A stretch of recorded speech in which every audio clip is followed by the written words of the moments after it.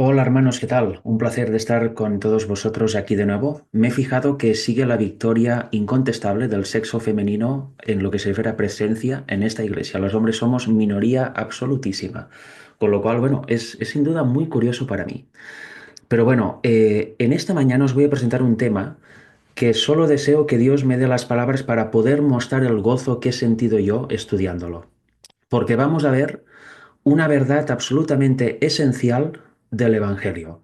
Una verdad que si realmente se manifiesta en nuestra vida, es una realidad en nosotros, pues podremos estar de pie cuando Cristo venga en las nubes, o si por alguna razón vamos al descanso, pues seguro resucitaremos en la primera resurrección. Puede sonar muy envalentonado de mi parte decir eso, pero cuando acabe el tema descubriréis por qué lo digo.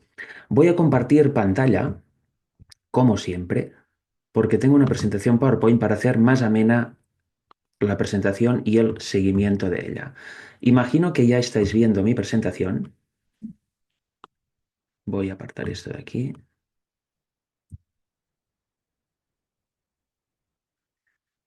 Muy bien, pues como veis en la portada, vemos esto: o Cristo gobierna o sigues siendo tú.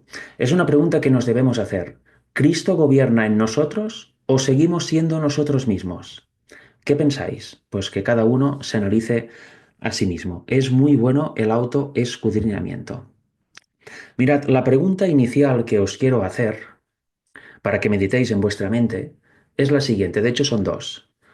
¿Dónde ocurre la batalla contra el pecado? ¿Y dónde ocurre la derrota o la victoria contra el pecado? Pues como vamos a ir viendo a lo largo de este tema, el sustrato, el lugar de nuestro ser donde ocurre la batalla y hay la derrota o la victoria, es en nuestra mente. Ahí se decide todo. Nuestra mente es el objeto de preciado valor que Dios quiere tener y que Satanás también quiere tener. Dios quiere reinar ahí y Satanás quiere seguir reinando ahí. ¿Por qué digo seguir reinando? Porque desgraciadamente, de forma natural, nosotros sin Cristo hemos cometido pecados. Con lo cual, cada vez que cometemos un pecado, Satanás reina ahí, en nuestra mente, en ese sustrato. Por tanto, tenemos que ver qué hacer para expulsar al diablo de ahí, ¿no creéis? Y que de esta forma nuestro ser sea santo, sea digno de Dios, sea un receptáculo donde Dios pueda habitar. Mirad, en Santiago 1 vemos rápidamente cómo se desarrolla el pecado o cuándo inicia el pecado en nosotros. Nos dice así: sino que cada uno es tentado cuando de su propia concupiscencia es atraído y seducido. Sabéis, supongo todos, que en nuestra carne hay por nacimiento, por herencia ya desde Adán, una serie de tendencias pecaminosas, una serie de tendencias que nos están continuamente atrayendo y seduciendo para que les hagamos caso. Eso es la concupiscencia que traemos todos nosotros de serie. Eso es, en otras palabras, la tentación. La tentación y el tener esas tendencias en nuestro ser no implican pecado aún, básicamente porque no podemos hacer nada para no tenerlas. Nacemos con ellas, están siempre presentes ahí, pero sí que podemos subyugarlas y veremos cómo cuando vayamos avanzando en este tema. Pero vamos a ver cuándo aparece el pecado. Dice que entonces la concupiscencia, después que ha concebido, cuando ya ha encontrado un lugar en nuestra mente, cuando ya la hemos aceptado, cuando ya hemos hecho que naciera o permitido que naciera en nuestra mente, da a luz el pecado. Con lo cual el pecado, ¿qué es? ¿Es la acción en sí de algo malo, de algo contrario a la ley de Dios? ¿O es ya cuando la concupiscencia concibe, anida en la mente? Pues el pecado es cuando la concupiscencia anida en la mente. Ahí ya hemos pecado, aunque la acción nunca se lleve a cabo. Ahí ya está presente el pecado. Ahí ya tenemos en la mente un pecado concreto o varios. Y luego nos dice que y el pecado siendo consumado da a luz la muerte. Pero no es obligatorio que para ser contado pecado llevamos a cabo la acción. Tan solo con pensar algo malo ya estamos en pecado. Y lo voy a demostrar con las siguientes palabras de Jesús. Mira qué nos dice en Mateo. Jesús dice: oísteis que fue dicho, no cometerás adulterio. ¿Cuándo se comete adulterio? ¿Cuando se produce el acto en sí o ya antes? Mirad lo que dice Jesús. Pero yo os digo que cualquiera que mira Cuando estás mirando, aún no estás cometiendo el acto en sí físico del adulterio. Cuando cualquiera que mira a una mujer para codiciarla, ya adulteró con ella en su corazón. Y luego veremos lo que significa esta palabra corazón. Con lo cual vemos que el pecado es cuando ya esa tendencia que está avivada en nuestra carne, que nos atrae, que nos seduce, le damos cabida en nuestra mente, ahí aparece ya el pecado. No hace falta que lleve a llevarse a cabo en una acción en sí, sino que ya solo pensarlo, solo pecar, digamos, en pensamiento, solo desarrollar esa tentación en nuestro pensamiento, ahí ya hemos pecado, ahí en este caso, y ya hemos adulterado si hacemos lo que nos dice Jesús aquí. Y vale con cualquier pecado conocido y no conocido que exista. Mirad, la palabra corazón es cardía y significa básicamente, específicamente, pensamientos o sentimientos, mente. También por analogía, medio, corazón. Con lo cual, como he dicho antes, el sustrato en donde el pecado quiere reinar y en donde Dios quiere reinar para que el pecado ya no esté más ahí, es nuestra mente. Es el área en donde anidan, en donde nacen, en donde están nuestros pensamientos y sentimientos. Mirad, he puesto este pensamiento aquí para que no se me olvidara. Cristo nos brinda su ayuda en el lugar preciso en donde se inicia el pecado, en el lugar donde se concibe, el lugar en el cual habitan nuestros pensamientos, en la mente. Ahí Cristo nos ayuda. ¿Y cómo nos ayuda Cristo ahí? ¿Qué hizo para poder estar capacitado para ayudarnos ahí? Pues lo vamos a ver hoy también. Y entenderéis por qué es una verdad absolutamente esencial para la salvación y para ser de los que vean a Cristo venir en las nubes en la séptima plaga. Mirad, vamos a ver ciertos ejemplos en la vida de Cristo y su reacción, para entender lo que quiero decir. Aquí vemos lo siguiente en Mateo. Dice, entonces le escupieron en el rostro y le dieron de puñetazos y otros le abofeteaban, diciendo, profetízanos, Cristo, ¿quién es el que te golpeó? Y luego vemos en otro evangelio lo mismo, pero nos da un detalle más. Y algunos comenzaron a escupirle y a cubrirle el rostro y a darle de puñetazos y a decirle, profetiza, y los alguaciles le daban de bofetadas. Claro, poneos en esta situación. Os escupen, os dan de puñetazos, os abofetean y encima se ríen de vosotros, con ironía, con sorna. Profetízanos, ¿no? Ya que te gusta tanto, profetízanos. ¿Quién te golpeó? Pum, pum, pum. ¿Verdad? Bueno, la pregunta es, ¿qué haríamos nosotros en esta situación? Es una pregunta para meditar, ¿verdad? ¿Intentaríamos defendernos? ¿Insultaríamos, ya que nos insultan, insultaríamos también? ¿Contestaríamos con sorna también? ¿Con ironía? ¿Intentaríamos golpear al soldado que nos está golpeando? ¿Escupiríamos quizá también? ¿Querríamos hacer daño de alguna manera a las personas que nos hacen esto? Bueno, es para meditar. ¿Veis que Cristo haga algo de eso aquí? Esos versículos, o los siguientes que no están aquí, pero seguro que conocéis, ¿dicen que Cristo se levantó y empezó a dar de puñetazos a los soldados? No. De hecho, nos dice que hubo un silencio absoluto por su parte. Vamos a ver más ejemplos y entenderéis por qué estoy mostrando todo esto. Mirad, en el deseado nos da un poco más de luz. Nos dice, Cristo sufrió intensamente bajo los ultrajes y los insultos. En manos de los seres a quienes había creado y en favor de los cuales estaba haciendo un sacrificio infinito, recibió toda indignidad y sufrió en proporción a la perfección de su santidad y su odio al pecado. Quedaros con eso de odio al pecado porque justo al final voy a hacer una pregunta y una reflexión al respecto de eso. El ser interrogado por hombres que obraban como demonios le era un continuo sacrificio. ¿Por qué? Porque Cristo tomó nuestra misma naturaleza humana, exactamente la misma, fue nosotros. Luego veremos que se vació a sí mismo y aun y mantener la naturaleza divina quedó apagada, nunca la usó. Él sufrió todo como hombre en nuestra naturaleza, con lo cual imaginaros la tentación de responder con insultos, con ironía, incluso con agresión física, estaba ahí, pero él nunca le dio cabida. Y luego veremos cómo lo hizo. El estar rodeado por seres humanos bajo el dominio de Satanás le repugnaba y sabía que en un momento, perdón, con un fulgor de su poder divino, podía apostar en el polvo a sus crueles atormentadores. Esto le hacía tanto más difícil soportar la prueba. Imaginaros, nosotros podemos dar destellos de nuestro fulgor divino y postrar a los que nos amenazan o nos pegan? No, porque no tenemos naturaleza divina, ¿verdad? Nosotros somos lo que somos. Él sí tenía una naturaleza divina, pero como la mantuvo apagada, no podía usarla, también era tentación para él el usarla o no. Por eso fue más difícil para él resistir las tentaciones que incluso para nosotros. Él tuvo que vivir como nosotros en su naturaleza humana, en nuestra naturaleza humana. Tuvo que vencer siendo nosotros para poder ser un ejemplo para nosotros y darnos realmente una salida y también un poder para poder hacer lo mismo que él. No sé si alguna vez vosotros habéis recibido un puñetazo. Espero que no. Yo sí, un par de veces. Fue porque cuando tenía 21 años yo entrenaba kickboxing y Muay Thai.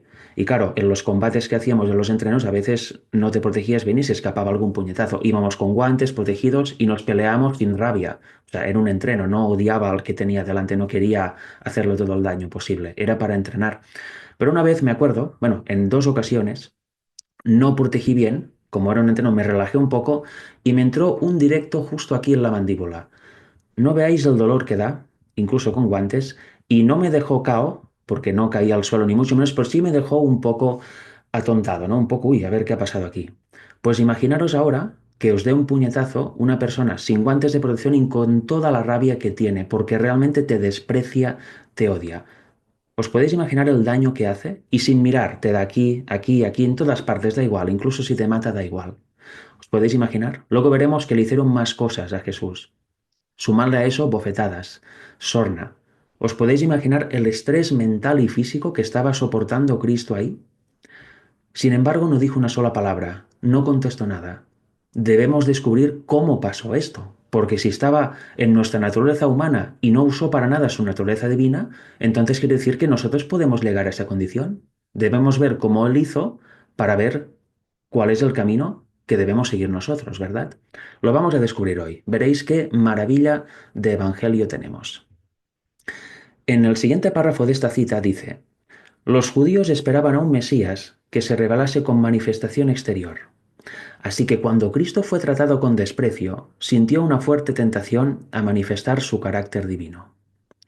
Por una palabra, por una mirada, podía obligar a sus perseguidores a confesar que era Señor de reyes y gobernantes, sacerdotes y templo, pero lo incumbía la tarea difícil de mantenerse en la posición que había elegido como uno con la humanidad. ¿Veis? Él tenía esa tentación, yo no la tengo, ni ninguno de vosotros, porque no voy a manifestar ningún carácter proveniente de mi naturaleza divina, no es mía, no la tengo, pero él sí. Y esperaban esto, le pedían, manifiéstate, manifiesta que realmente eres Dios, pero no podía hacerlo, porque allí se habría perdido todo.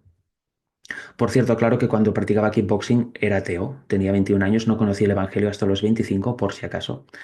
Y luego, obviamente, dejé todas las artes marciales que siempre me habían gustado un montón. Mirad lo que nos dice ahora el siguiente párrafo del deseado de todas las gentes. Dice: los ángeles del cielo presenciaban todo movimiento hecho contra su amado general. Anhelaban liberar a Cristo, estaban ahí los ángeles, sin poder actuar, por supuesto.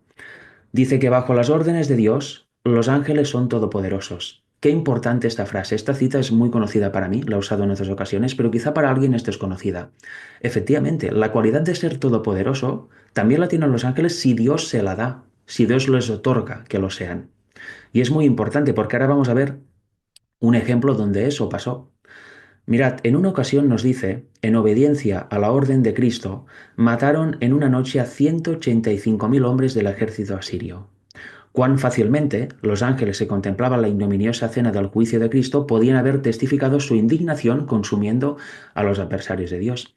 Vemos que los ángeles en ocasiones, cuando Dios se lo ordena, en este caso cuando Cristo se lo ordenó, pues dieron muerte a 185.000 asirios. ¿Por qué? Porque había un enorme peligro para el pueblo de Dios en aquel momento. No fue por odio ni por venganza, sino fue porque eso era lo justo. Pues los que contemplaban esta cena podrían haber testificado su indignación consumiendo a los adversarios de Dios, pero no se les ordenó que lo hiciesen. El que podría haber condenado a sus enemigos a muerte soportó su crueldad. Su amor por su Padre y el compromiso que contrajera desde la creación del mundo de venir a llevar el pecado le indujeron a soportar sin quejarse el trato grosero de aquellos a quienes había venido a salvar. ¿Veis? Cristo debía soportar eso sin ayuda divina, propia ni sin ayuda de los ángeles, sino que debía soportarlo todo. ¿Por qué? Porque el bien mayor era salvar a la humanidad, llegar a esa cruz que es la salvación para todos nosotros. Los ángeles estaban ahí, podían haberlo hecho y hubiese sido justo, pero no tocaba, no se los ordenó porque el bien mayor era otro. Mirad, aquí nos dice, ahora con Pilato, de pie detrás de Pilato, a la vista de todos los que estaban en el tribunal, Cristo oyó los insultos, pero no contestó una palabra a todas las falsas acusaciones presentadas contra él. ¿Os imagináis la situación? Imaginaros vosotros, que ya ves que la cosa no va a ir muy bien, ante un tribunal, por ejemplo, va, un tribunal, la policía, y oís los insultos absolutamente tremendos de la muchedumbre afuera, insultos lo más descarnado posibles. ¿Vosotros mantendríais sin decir palabra? Cristo lo hizo. Y también os mantendríais, no ya sin contestar insultos, os mantendríais sin querer defenderos, porque sabéis que es algo injusto lo que te está pasando, os mantendríais en silencio sin defenderos de las falsas acusaciones que tan fácilmente podríais desbaratar. Que cada uno se lo pregunte. Cristo no lo hizo. Fijaros, todo su porte, incluso su expresión, su manera de estar, daba evidencia de una inocencia consciente. No hacía falta contestar ninguna acusación ni rebatirla, porque cuando le mirabas ya se veía que era inocente. Era totalmente inocente, ni por actitud, ni por miradas, ni por porte en general, ni por palabras, ni por hechos se le podía acusar a Jesús. Era evidente que era una injusticia, pero él no debía decir palabra. Al ver a Jesús soportar los insultos y las burlas sin responder, sentía que no podía ser tan injusto como los clamorosos sacerdotes. Eso lo pensaba Pilato, pero aun así acabó entregándolo. Fue cobarde. Pero ¿os dais cuenta qué importancia el ejemplo? No solo las palabras y los hechos, sino también incluso las muecas que podamos hacer, las miradas, la postura. Estaba claro que Jesús era inocente. Y eso fue un gran ejemplo para Pilato y para todo el que lo pudiera ver. Y también, por supuesto, para nosotros. Mira, vamos a ver un poco de ejemplos más acerca de Cristo en aquellos momentos. Mira qué más le hicieron. Y pusieron sobre su cabeza una corona tejida de espinas y una caña en su mano derecha. E hincando la rodilla delante de él le escarnecían, diciendo, Salve, Rey de los judíos. ¿Veis más sorna, más burla, escarnecimiento? Y escupiéndolo, de nuevo, escupiéndole, tomaban la caña y lo golpeaban en la cabeza. ¿Sabéis lo que duele eso, que te peguen con una caña? Cuando ya estás herido por puñetazos, bofetadas, sin comer, sin beber, insultado, escarnecido. Qué tremendo estrés, ¿verdad? Y después de haberle escarnecido, pegado y de todo, le quitaron el manto, le pusieron sus vestidos y le llevaron para crucificarle. Le quitan el manto escarlata que le pusieron y luego lo visten. O sea que en algún momento estuvo desnudo también. Te pegan, te abofetean, te escarnecen, te escupen, te golpean en la cabeza con una caña, te ponen una corona de espinas, y no precisamente con cuidado, sino clavándose los pinchos en tus sienes. Encima te desnudan y luego te llevan para crucificar. Toma, la cruz, cárgala tú mismo. ¿Os imagináis en esta situación? Pues Cristo lo pasó y lo soportó sin decir una sola palabra, sin contestar absolutamente nada. Su mente se mantuvo perfectamente intacta. Nunca dio cabida, nunca aceptó ninguna de las tentaciones, que eran muchísimas, que se le estaban presentando. Luego descubriremos cómo lo hizo, porque eso es magnífico, pero si no nos dice la Biblia cómo lo hizo, ¿de qué nos sirve? Tengamos en cuenta eso porque eso es nuestro ejemplo. Jesús es nuestro ejemplo. Si nosotros nos vemos en una situación así, debemos actuar como Él. Y nunca lo lograremos si lo queremos hacer por nosotros mismos. Por eso es tan importante estudiar cómo ha pasado todo esto, cómo puede suceder también en nosotros. Mirad, ahora ya está caminando, perdón, ya está crucificado. Ahí le seguían escarneciendo, le seguían tentando. Dice, entonces crucificaron con él a dos ladrones, uno a la derecha y otro a la izquierda, y los que pasaban le injuriaban, meneando la cabeza. La gente que pasaba por delante de las cruces le injuriaban, insultaban, meneando la cabeza así con gestos de desprecio. Más tentación para responder, ¿verdad? O para defenderse, pero no. Luego que le decían, tú que derribas el templo y en 3 días lo reedificas, sálvate a ti mismo, si eres hijo de Dios, desciende de la cruz. Aquí vemos incredulidad. Si eres hijo de Dios, ¿acaso no lo demostró que ya lo era? Aquí vemos que esas personas eran incrédulos. Y sálvate a ti mismo. Una gran tentación. Usa tu poder divino si eres hijo de Dios, sálvate, baja de aquí. ¿Por qué estás sufriendo tanto? Satanás quería, como sea, que no se llevara a cabo el plan de salvación y que Cristo fracasara en su misión, porque sabía que si él fracasara, si él pecara aunque fuera en pensamiento, él mismo se perdería, Jesús mismo se perdería, el gobierno de Dios quedaría completamente en rebelión y habría ganado la batalla al diablo. Eran momentos absolutamente claves que Cristo soportó en nuestra naturaleza humana, ayudado ¿por quién? Por el poder de Dios. Qué tremenda situación, qué tremendo estrés físico aquí, máximo estrés físico porque estar crucificado no es precisamente agradable y sobre todo mental. Horrible, horrible, porque aquí además ya tenía la carga del pecado de todos nosotros sobre él. Impresionante. Mirad, aquí nos dice, de esta manera también los principales sacerdotes, escarneciéndole, aquí vemos los líderes de la iglesia, se podrían decir, ¿no? De la teórica iglesia verdadera de aquel tiempo. Escarneciéndole con los escribas y los fariseos y los ancianos decían, a otro salvó, a sí mismo no se puede salvar. Si es el rey de Israel, descienda ahora de la cruz y creeremos en él. De nuevo la misma tentación. Y aparte es una mentira. Si hubiera descendido, ¿hubieran creído en él? No. Por supuesto que no. Y había dado suficiente evidencia en su ministerio público durante 3 años y medio para quien quisiera creyera. No hacía falta llegar a este extremo. Confío en Dios. Líbrala ahora si le quiere, porque ha dicho soy hijo de Dios. Aquí venía la duda. Él podía haber pensado, Cristo podía haber pensado, bueno, ¿el Padre dónde está? ¿Dónde está mi Padre? Líbrame. No lo pensó. Lo mismo le injuriaban también los ladrones que estaban crucificados con él. Mira, esta escena es muy triste, incluso un poco patética, ¿no? Dos ladrones que estaban crucificados que le esperaba la muerte, aún y así en este momento le injuriaban.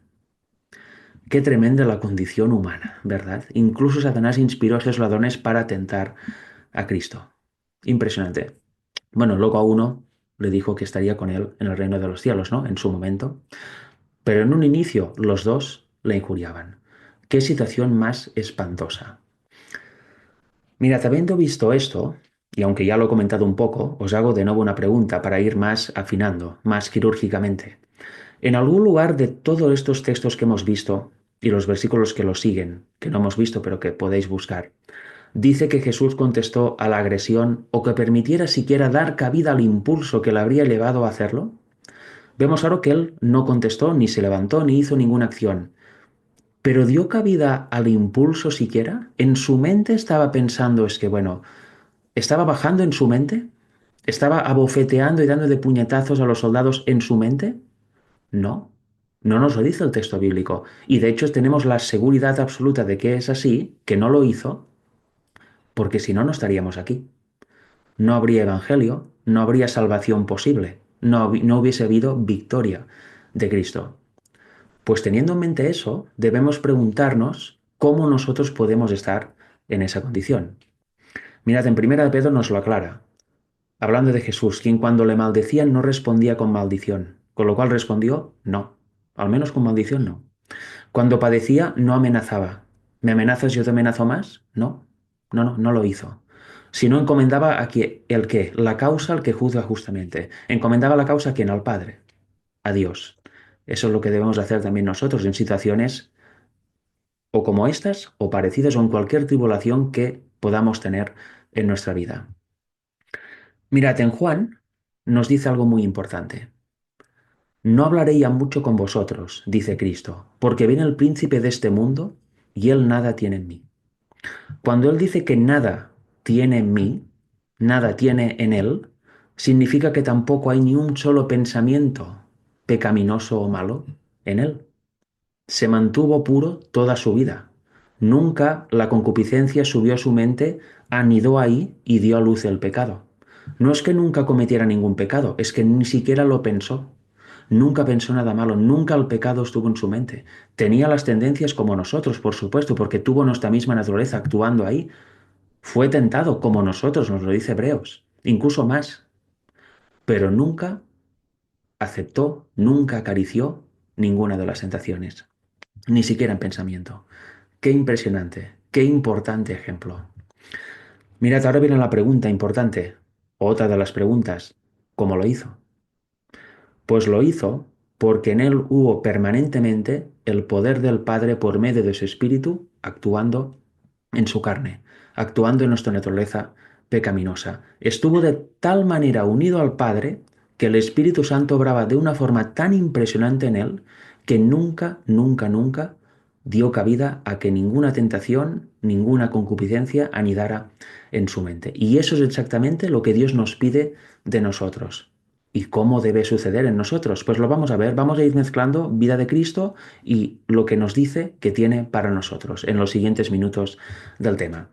Mira, lo primero que hemos de entender es que Cristo se vació de sí mismo. Mantuvo su naturaleza divina, estaba ahí con él, pero la apagó, nunca la usó, porque si no, no hubiera podido ser nuestro Salvador. El ejemplo hubiese sido inútil, porque nosotros no tenemos naturaleza divina de la cual a agarrar y poder resistir tentaciones.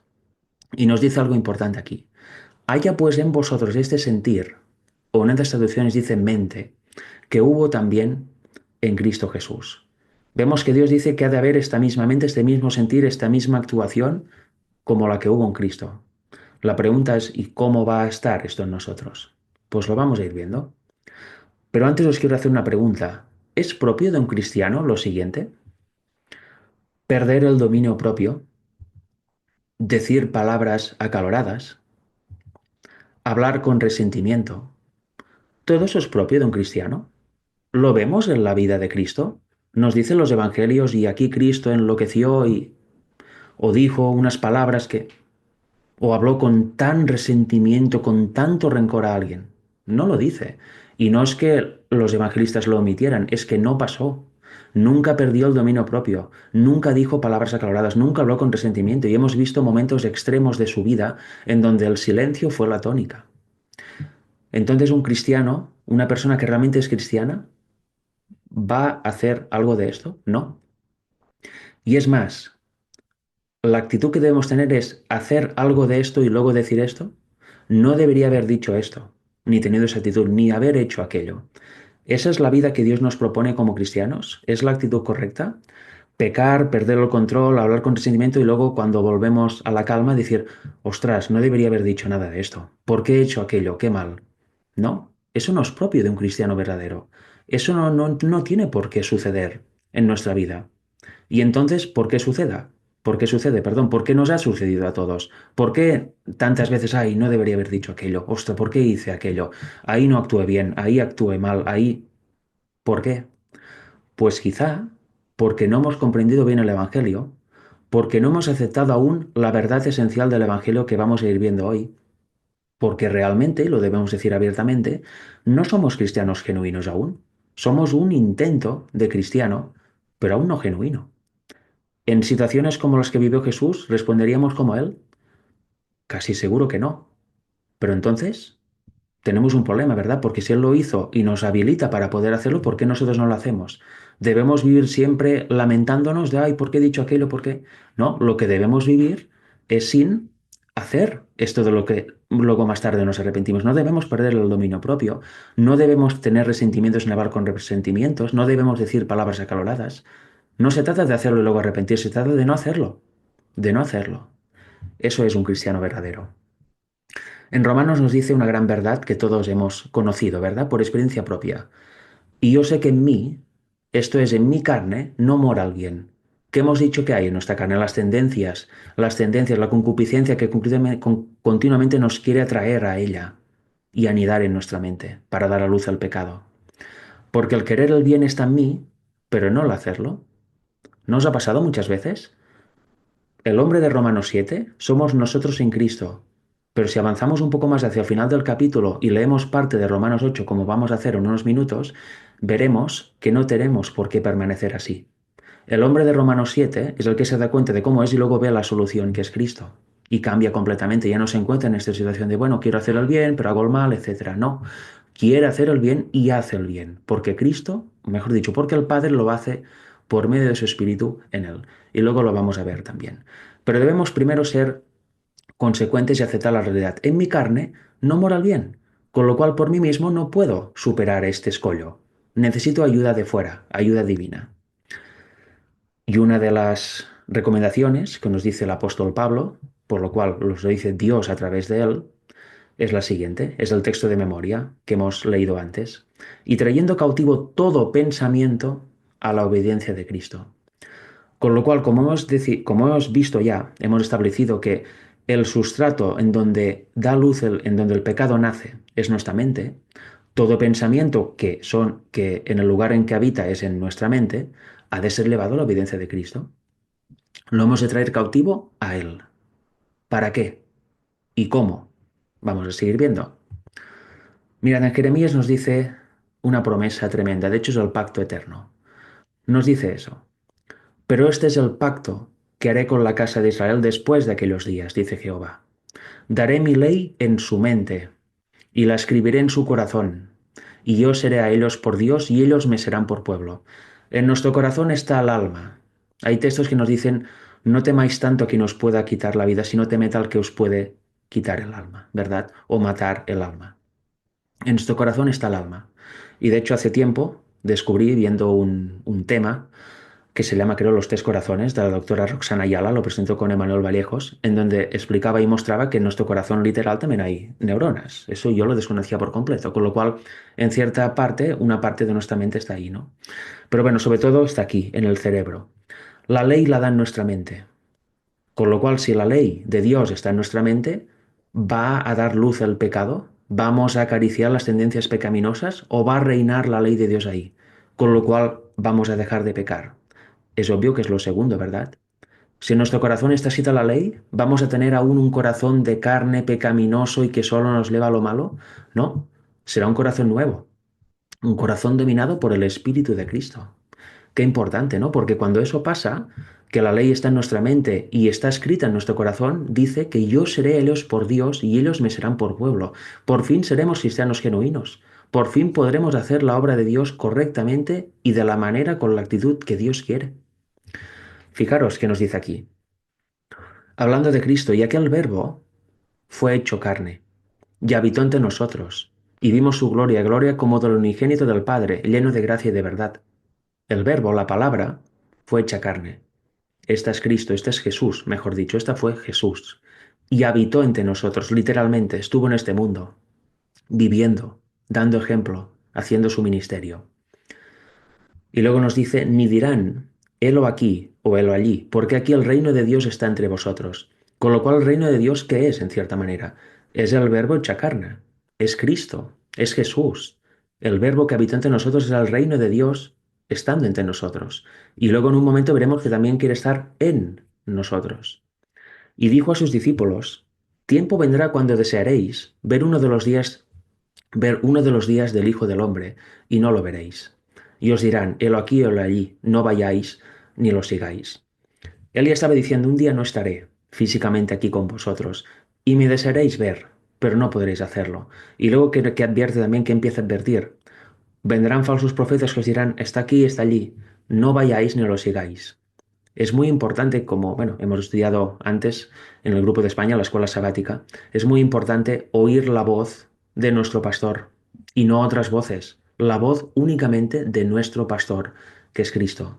Cuando hay otras voces de salariados, otras voces de lobos o de falsos pastores, no vayáis ni lo sigáis porque la cosa no va a acabar bien. El reino de Dios es Cristo mismo, en cierta manera.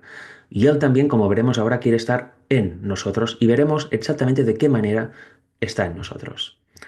En Juan 5:30, por eso primero, nos dice, no puedo yo hacer nada por mí mismo. Según oigo, así juzgo, y mi juicio es justo, porque no busco mi voluntad, sino la voluntad del que me envió, la del Padre. ¿Cómo venció Cristo? ¿Cómo actuó Cristo durante todo su ministerio, toda su vida, mejor dicho, aquí en la tierra? Nunca buscó su voluntad. Siempre que hizo o buscó la voluntad de su Padre, se vació por completo, como dice Filipenses y hemos leído, de sí mismo. Él fue en naturaleza humana, su yo divino lo apagó. Seguía ahí, pero no lo usó. No buscó su propia voluntad divina, buscó la voluntad de su Padre. Nosotros debemos hacer lo mismo, no buscar nuestra propia voluntad pecaminosa de nuestro yo, sino buscar la voluntad del Padre. Dice, las palabras que os hablo, no las hablo por mi propia cuenta. No eran sus palabras, no eran ideas suyas, no eran, no sé, expresiones suyas, propósitos suyos. No hablaba por su cuenta, sino que, sino que el Padre que mora en mí Él hace las obras. El Padre hablaba por medio de Cristo y el Padre actuaba por medio de Cristo. Justo lo que quiere que pase en nosotros. Por eso Dios produce el querer y el hacer en nosotros por su buena voluntad. Cuando permitimos esto, esto sucede. El Padre actúa en nosotros por medio de su Espíritu. Bueno, el ejemplo de Cristo es claro. Él se vació y se hizo nosotros. ¿Para qué? Para que nosotros pudiéramos dejar de ser nosotros y ser Él. Participar de su naturaleza divina por medio de su Espíritu.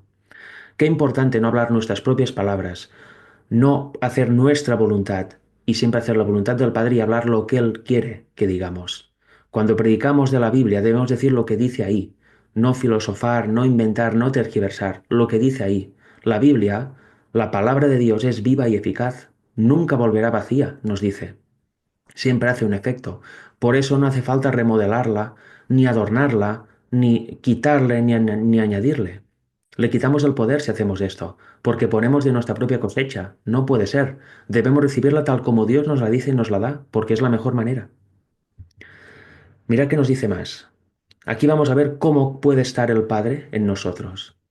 Y yo rogaré al Padre, y os dará otro consolador, para que esté con vosotros para siempre, el Espíritu de verdad, al cual el mundo no puede recibir porque no lo ve, ni le conoce. Pero vosotros lo conocéis, porque mora con vosotros. ¿Quién hemos quedado que moraba con ellos? El Verbo hecho carne, Jesús, el Hijo de Dios. Y luego dice, y estará en vosotros. O sea que el mismo que mora con ellos, en este momento con los discípulos, estará en ellos. ¿Cómo puede ser? Por medio del Consolador. Estará con ellos para siempre, ya sin su naturaleza humana que le impedía aquí en la tierra estar en muchos lugares, sino de forma espiritual. Él sigue manteniendo su naturaleza humana glorificada ya en el cielo, pero tiene esa libertad de desposeerse de ella y por medio de su espíritu, su naturaleza divina, venir a los discípulos de todas las épocas y morar en ellos, guiarlos siempre, como hizo con los discípulos en aquel momento, en los 12. Dice, no os dejaré huérfanos, vendré a vosotros. Más claro, imposible, siempre está hablando del mismo, de Cristo, del Hijo de Dios. Primero habla de otro, para que esté, habla en tercera persona, otro consolador que estará con vosotros para siempre, pero luego dice que el que mora con vosotros, o sea, yo, estaré en vosotros y vendré a vosotros. Qué clara que es la Biblia, ¿no? No hace falta interpretar mucho. Aquí nos dice en Cristo en Juan 15 algo imposible de no leer o de no aceptar. Permaneced en mí y yo en vosotros. O sea, lo que hemos visto en Juan 14 también.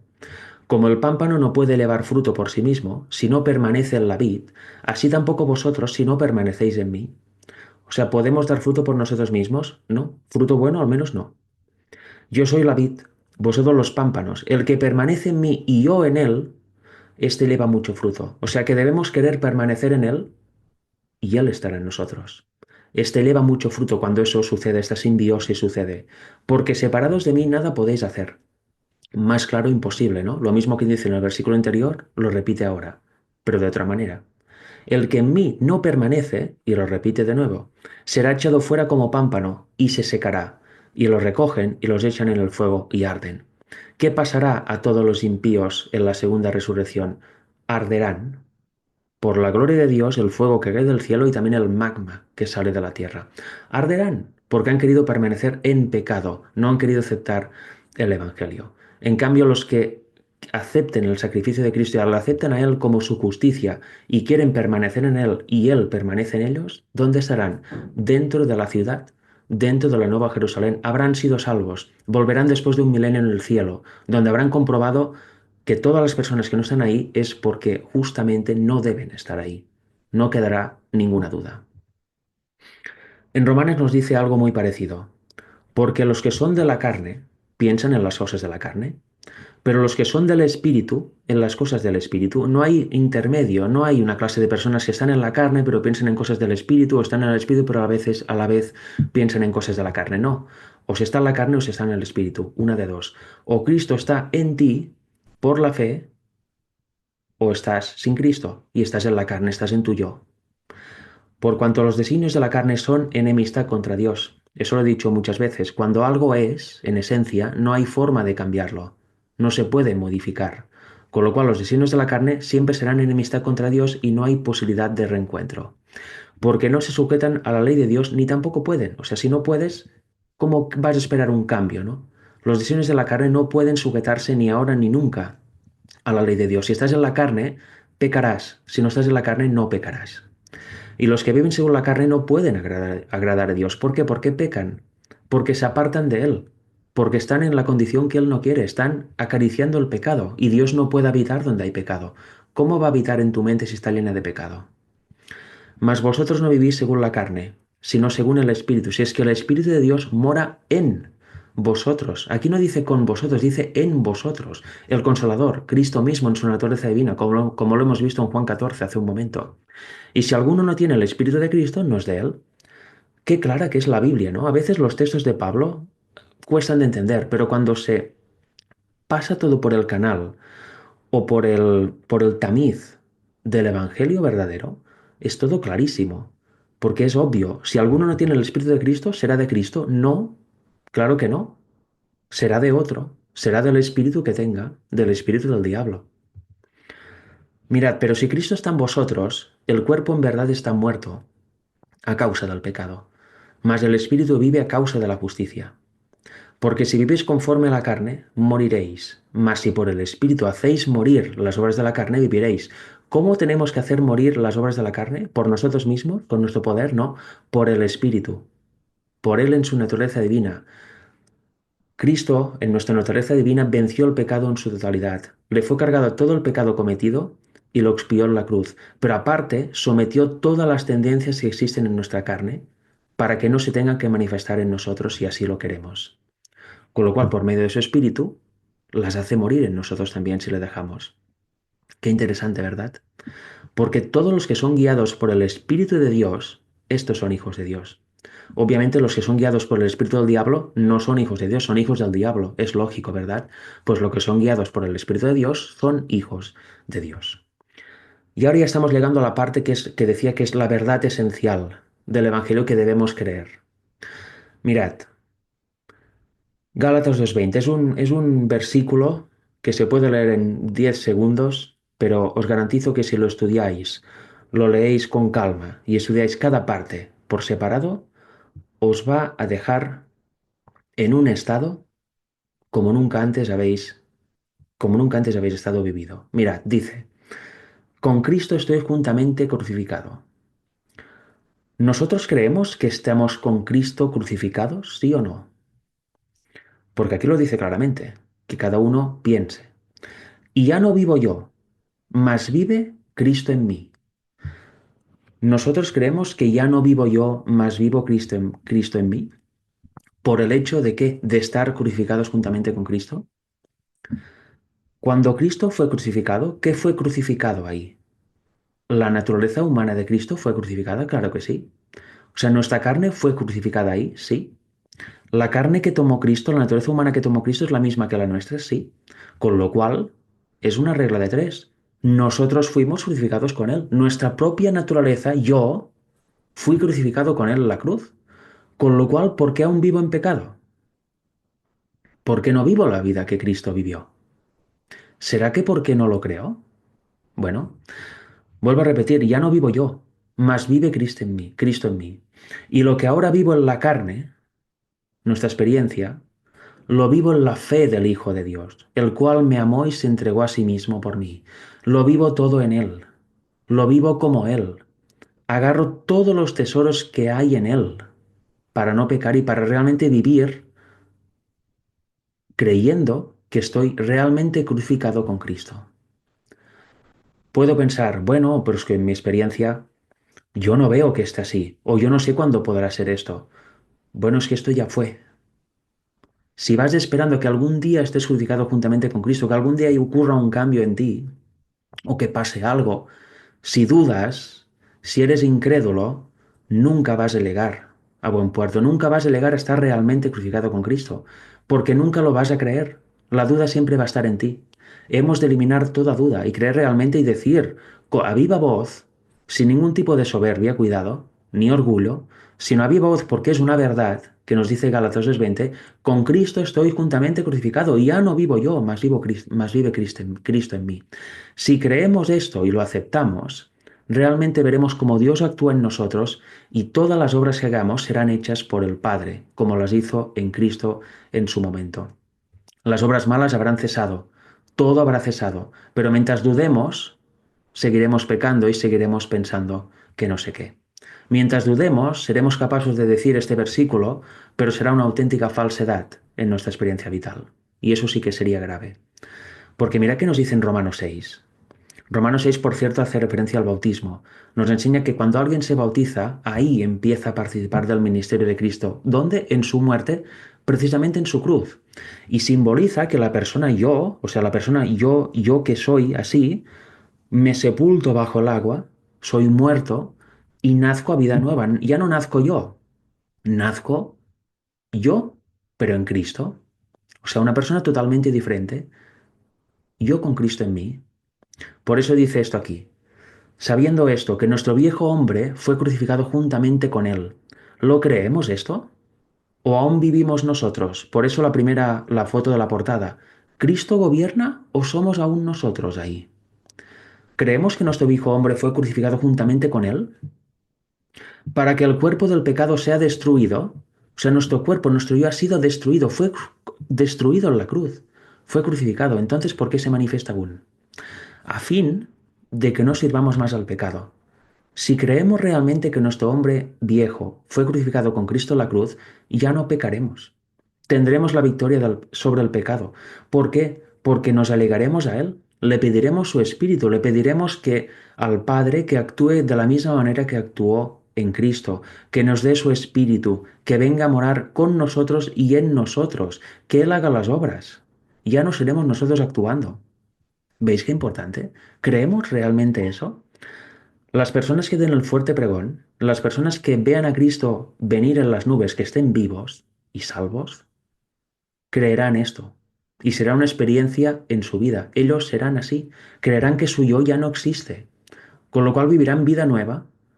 ¿Por qué actualmente tanto en el cristianismo y también, por supuesto, en el adventismo, sea adventismo nominal, trinitario, no trinitario, da igual? Eso no tiene que ver con nada de eso. Tiene que ver con la condición de la persona. ¿Por qué aún se ve tanto yo y tan poco de Cristo? Pues porque no creemos estas verdades. No creemos el Evangelio ni lo conocemos muchas veces. Nos centramos en verdades colaterales o en otras verdades muy interesantes también, pero no estudiamos el corazón del Evangelio. Y nuestro carácter no cambia y estamos siempre lamentándonos. Ay, es que cuánto me falta. Uf, es que Cristo era Cristo. Yo es que, uf, claro, soy humano. Y buf, madre mía, si te contara yo mi vida. Eso no es un cristiano. Eso no es la experiencia que quiere el Señor de su pueblo. Quiere algo opuesto. Quiere lo que hemos visto. Una persona que esté llena del Espíritu de Cristo y que realmente crea eso que estamos viendo aquí, que su viejo hombre fue crucificado. Una persona que esté tan llena del Espíritu de Cristo que actúe como Él actuó, que en toda tribulación, todo fuego, que se despierte en su vida, actúe como Cristo actuó, callando cuando toca, nunca contestando ásperamente, nunca devolviendo mal por mal, por supuesto, nunca guardando rencor, nunca resintiéndose. Vivir toda tribulación como Cristo la vivió, en completa paz. Cuando el Espíritu de Cristo habita en nosotros, estamos en completa paz. No hay nada que nos haga salir de nuestro equilibrio en el Señor. Habrá sufrimientos, habrá desengaños, habrá de todo, pero lo viviremos en paz, siempre en positivo, aprendiendo la lección y nunca devolviendo el mal por mal, nunca guardando rencor, nunca atacando, nunca faltando el respeto, nunca diciendo palabras acaloradas, nunca nada de esto, nunca defendiéndonos a nosotros mismos, porque haremos lo mismo que hizo Cristo, encomendó la causa a su Padre. Nosotros encomendaremos la causa al mismo, a nuestro Padre Celestial, al único Dios verdadero. Mirad, en Romanos nos dice así, ¿qué pues diremos? ¿Perseveraremos en el pecado para que la gracia abunde? En ninguna manera, porque los que hemos muerto al pecado, ¿cómo viviremos aún en él? Es obvio, ¿no? Si hemos muerto al pecado, si nuestro yo ha sido clavado con Cristo en la cruz y nos hemos bautizado teóricamente aceptando esto, que hoy en día no pasa, pero teóricamente se debería aceptar esto para bautizarse. ¿cómo viviremos aún en él? ¿Por qué seguimos pecando? ¿Sabéis? Cuando yo me bauticé en 2013, lo primero que me dijeron, bueno, pero no pienses que ahora vas a dejar de pecar, ¿eh? Bueno, claro, yo en aquel momento no conocía nada de esto, pero me extrañó, dije, qué raro, ¿no? Que te digan esto justo salir del agua. Y luego cuando conocí el mensaje de 1888, entendí qué terrible afirmación me dijeron. Porque cuando uno se bautiza, teóricamente se bautiza conociendo el Evangelio. No toda arista, no todo, porque es eterno el Evangelio. O sea, nunca vas a conocer todo, todo, todo en su totalidad, siempre vas a profundizar, pero lo básico sí, ¿verdad? Y debes salir del lago con la certeza de que, bueno, mi hombre fue crucificado con Cristo, yo he hecho el pacto público, ya no soy yo, ya soy yo en Cristo. Por tanto, ¿cómo viviremos aún en pecado si hemos muerto al pecado? ¿Veis que no tiene ningún sentido? Mirad, una pregunta para casi terminar. ¿Nos repugna el pecado o solo algunos pecados particulares? ¿Vosotros creéis que alguien que le repugna el pecado y ve el pecado como Dios lo ve, va a seguir pecando? ¿Va a seguir viviendo en pecado? ¿Cómo va a vivir con un asesino? ¿Con algo que le ha hecho tanto mal a lo largo de su vida hasta conocer el Evangelio y a Cristo? ¿Verdad que no? Pues ¿por qué seguimos pecando? ¿Será que solo nos repugnan algunos pecados particulares que en nuestra opinión son muy graves? Pero otros que en nuestra opinión son pecadillos, no nos incomodan y nos repugnan y podemos convivir con ellos. ¿Será que es eso? Pues realmente hay un problema, si es así. Nos debe repugnar el pecado. Debemos tener, como decía al inicio, este odio al pecado que tenía Cristo. No un odio visceral como nosotros podemos sentir, sino un odio santo, una repulsión. ¿Por qué? Porque eso destrozó la paz que había en el cielo. Eso es un agente maligno que destruye todo lo que ve a su paso. Es un agente que produce muerte, con lo cual nos debe repugnar. Lo debemos ver con los ojos de Dios, no con nuestra propia visión carnal. Porque si es así, algo me parecería bien, algo mal, esto no tan fuerte, eso más fuerte, dependerá de mi opinión. Otro pensará diferente. Debemos sentir este repugna, sí, esta repugna por el pecado. Mirad, es la última cita, el deseo de todas las gentes, para volver al inicio. Los que se ven envueltos en una controversia con los enemigos de la verdad tienen que arrostrar no solo a los hombres, sino a Satanás y sus agentes. Eso es importantísimo. Cada vez que estamos en una controversia, sea con quien sea, debemos saber que hay alguien detrás, un agente no humano, detrás, que le está tentando hacer eso y que él, por desgracia, o ella, se está dejando llevar y está pecando. Debemos ver más allá, debemos ver a las potestades de las tinieblas detrás de las personas que hacen el mal. ¿Por qué? Porque eso hará que no nos fijemos en la persona y no empecemos a sentir cosas contra la persona, sino que sentiremos compasión, misericordia. Incluso perdonaremos, como dice Cristo, a nuestros enemigos, a los que nos hacen mal, porque veremos que es la actuación de los demonios detrás de él que le están haciendo hacer eso. Y él, por desgracia, ha aceptado hacer eso. Podía negarse, pero por alguna razón ha cedido a la tentación. Recuerda las palabras del Salvador. He aquí yo os envío como corderos en medio de lobos. ¿Qué puede pasar cuando un cordero se encuentra con un lobo? Terrible, ¿no? Confían en el amor de Dios y su espíritu se conservará sereno. Justo eso es lo que hizo Cristo en los ejemplos que hemos visto. Cuando le estaban dando de puñetazos, bofetadas, le ponían una corona de espinas, le pegaban con una caña, le escarnecían, le insultaban, le... todo. Su espíritu se conservará sereno, aún bajo los insultos personales. Qué importante. Cuando os insultan, ¿qué sentís? Pues bueno, si el espíritu habita en nosotros, sentiremos paz, no nos vendrá el impulso siquiera de contestar o de pensar, "Oh, ¿qué me dice?". No, en Cristo no se dio ni siquiera el impulso, ya lo hemos visto. No es que la acción, que tampoco, sino ya ni siquiera el impulso. ¿De qué sirve que me estén insultando yo por dentro, "Oh, ya te daría yo", y que no lo hago después? ¿Significa que no he pecado? No, claro que he pecado. No he cometido la acción. Quizá no he acabado insultando, no he acabado empujando, no he acabado dando lo que sea. Pero sí lo he pensado. En mi mente he matado a esa persona. La he insultado en mi mente. La he agredido, lo que sea. Entonces ya he pecado. Pero aquí dice que si confiamos en el amor de Dios y su Espíritu está en nosotros, nuestro espíritu se conservará sereno aún bajo los insultos personales, que son los que más daño hacen. Porque muchas veces son injustos. El Salvador lo revestirá con una panoplia divina. Su Espíritu Santo influirá en la mente y en el corazón. Lo hemos visto, donde está el tesoro que quiere Dios en donde Dios quiere reinar y en donde Satanás quiere seguir reinando. De manera que la voz no copiará las notas de los aullidos de los lobos. Contestaremos, si es que contestamos, completamente diferente. Estaremos en paz o guardaremos silencio. No nos asemejaremos al de delante que nos está insultando. No devolveremos mal por mal, no devolveremos insulto por insulto, puñetazo por puñetazo, etc. Haremos exactamente lo que Cristo hizo en todas sus tribulaciones aquí en la tierra. Y para finalizar, os quiero hacer una pregunta. ¿Cuánto tiempo más vas a dudar? Y seguirás sin tomar esta bendición que hemos visto de Gálatas 2:20, de Romanos 6, etc. ¿Cuánto más vamos a estar dudando? Y pensando, bueno, quizá más adelante, o es que estoy muy mal, o es que, puf, ¿por qué dudamos tanto? ¿Por qué no lo aceptamos ahora? La incredulidad, he puesto aquí, privó a Israel de entrar a Canaán cuando tocaba. Eso fue real. Era salir de Egipto e ir a Canaán. Tuvo que morir toda la generación y pasar 40 años para poder entrar. Por la incredulidad, nos dice la Biblia. Y este mismo pecado, la incredulidad, nos está impidiendo entrar a la Canaán celestial desde hace muchas décadas, pero muchísimas décadas.